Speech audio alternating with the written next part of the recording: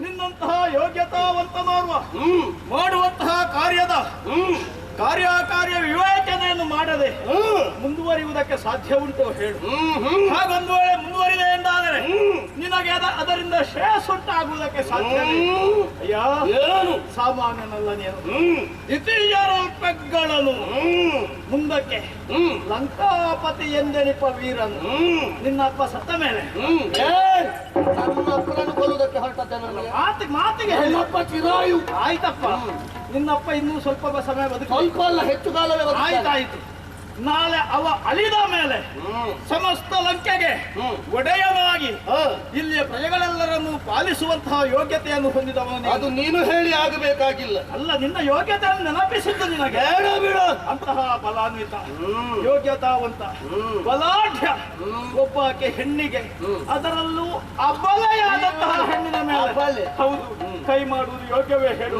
ಹಾಗಾಗಿ ಹೇಳ್ತಾ ಇದ್ದೇನೆ, ಅವಳಲ್ಲಿ ಅಲ್ಲ, ನಿನ್ನಲ್ಲಿ ವಿಕ್ರಮ ಇದ್ರೆ ನನ್ನಲ್ಲಿ ಹೋರಾಟಕ್ಕೆ ಬಾ. ಓದೋದಿರು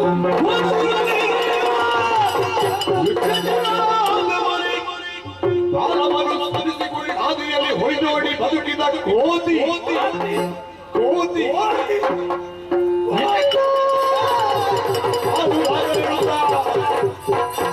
ಓದದಲ್ಲಿ ಜಡಪಿಸಿ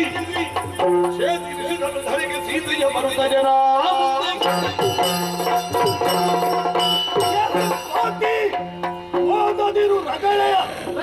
ಒಬ್ಬ ಮಾತಾಡಿದದ್ದು ಶ್ರವಣ ಯೋಗ್ಯವಾಗಿರ್ಬೇಕು. ನಿನ್ನ ಮಾತು ನನಗೆ ಕೇಳುವುದಕ್ಕಾಗುವುದಿಲ್ಲ, ರಗಳೆಯಾಗಿ ಕೇಳ್ತಾ ಉಂಟು. ನಿನ್ನ ಮಾತಿನ ಬಗ್ಗೆ ಲಕ್ಷ್ಯವನ್ನು ಹರಿಸುವವ ನಾನಲ್ಲ, ನನ್ನ ಕಾರ್ಯವೇ ನನಗೆ ಮೊದಲು. ಇವಳ ಕತ್ತು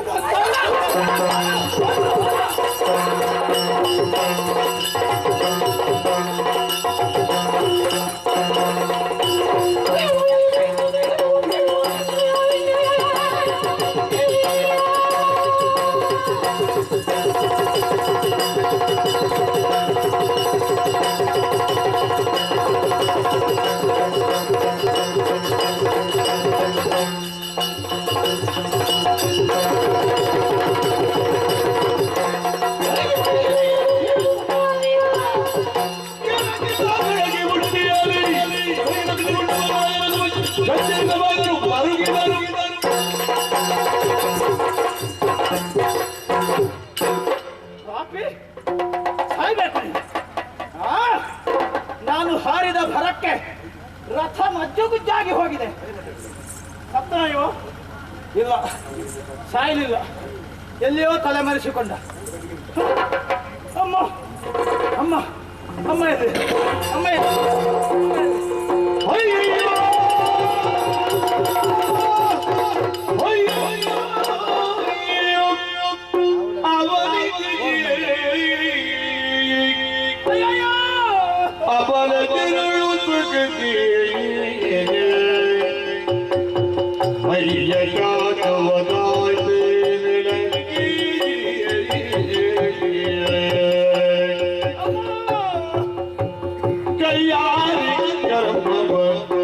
ಉಣಿಸಿದೆನಗೆ